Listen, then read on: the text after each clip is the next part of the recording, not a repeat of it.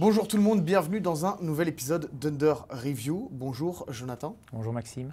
23e journée de Jupiler Pro League et quelques phases qui ont fait débat. On commence sur le terrain de Westerlo avec ce coup reçu par l'attaquant de Genk. Il n'y a pas de penalty ni de carton rouge là-dessus, sur cette action. Est-ce une bonne décision selon vous? Alors, de ne pas siffler penalty, c'est une bonne décision parce que la faute a lieu à l'extérieur de la surface de réparation. Je n'irai pas jusque donner un carton rouge, mais siffler un coup franc en faveur de Genk et donner un carton jaune parce qu'il met quand même son bras en opposition, ça aurait été la bonne décision, oui. On va rester justement sur une phase similaire qui a fait beaucoup parler, évidemment. C'est cette phase avec le coup de coude de Dan Heymans sur Christian Ravic. Pas de carton rouge. On voit le visage de Christian Ravic en sang. Est-ce que la décision aurait dû être changée, selon vous? Alors, ce sont deux situations totalement différentes. Dans la première situation, on voit que le défenseur de Westerlo met son bras en opposition. Il n'y a pas vraiment de mouvement clair, mais ici on voit pour Charleroi, le joueur Heymans qui prend vraiment une impulsion avec son coup de coude, qui donne un coup direct. Je considère ça comme un coup volontaire. Oui, et la seule décision que je vois pour cette phase, c'est un carton rouge direct. Donc j'attendais certainement que le VAR analyse différemment la phase et demande à l'arbitre de venir consulter les images pour changer ce carton jaune en rouge.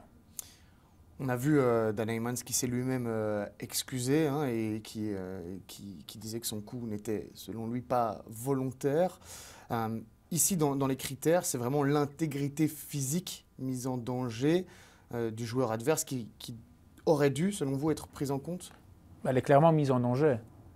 On ne peut pas tenir compte non plus de la conséquence du geste, mais lorsque l'on voit le visage du défenseur du cercle, et par après qu'on apprend qu'il a le nez cassé et l'orbite de l'œil qui est fracturée également, mais surtout quand on analyse le geste, de voir le mouvement à l'horizontale vers l'arrière qui va percuter le visage du défenseur du cercle, est-ce que c'est vraiment ça qu'on veut voir sur un terrain de football?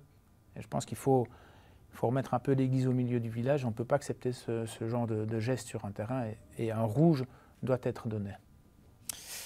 On passe à une autre phase au club de Bruges, cette fois, avec un penalty sifflé sur Gustav Nilsson, l'attaquant du club de Bruges. On revoit au ralenti un léger contact et le penalty est confirmé.